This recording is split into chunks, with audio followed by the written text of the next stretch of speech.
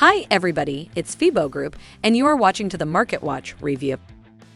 Interest rates continue to rise, but the equities look through it today, and the dollar is drawing less support. Asia-Pacific equities were generally higher. Europe's Stoxx 600 is on the rise, with energy and consumer discretionary sectors leading the charge. This is their third consecutive session. The slight upward bias in U.S. futures is evident. Today, the greenback is more flexible than all major currencies except the Swiss franc. The Scandis are leading the movement. Gold is softening and may test the $1911 low last week. After falling nearly 7% yesterday, the May WTI is now consolidating. Asian Pacific market. As it continued to defend its yield curve control policy of 0.25%, the Bank of Japan purchased JPY 528.6 trillion of its 10-year bond.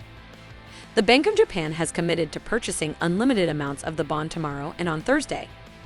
The Japanese economy is helped by a weaker yen, which helps to boost corporate earnings. The dollar traded in less than a 1 yen range.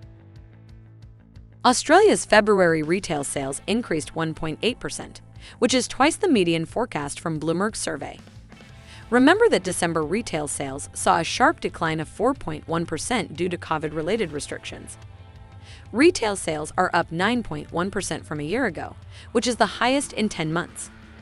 As are the jobs, so is the consumer.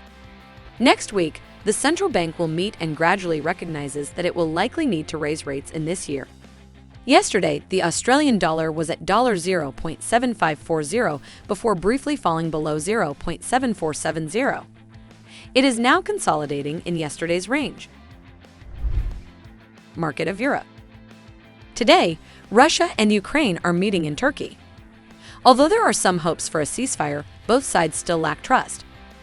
Russia's war goals are still unclear to observers.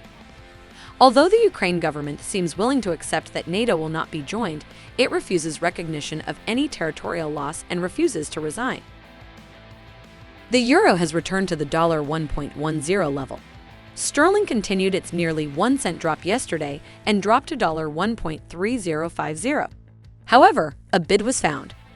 It has recovered to 1.3100. It could move towards 1.3150 if it moves above the 1.3115 region. Market of America. The U.S. reports on house prices, and JOLTS reports on job openings. Williams, Harker, and Bostic also speak for the Fed.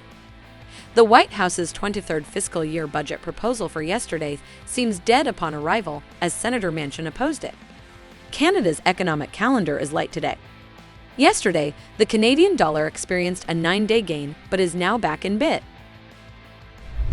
That's all for me. Closely monitor the news background and be prepared for all the surprises of the market.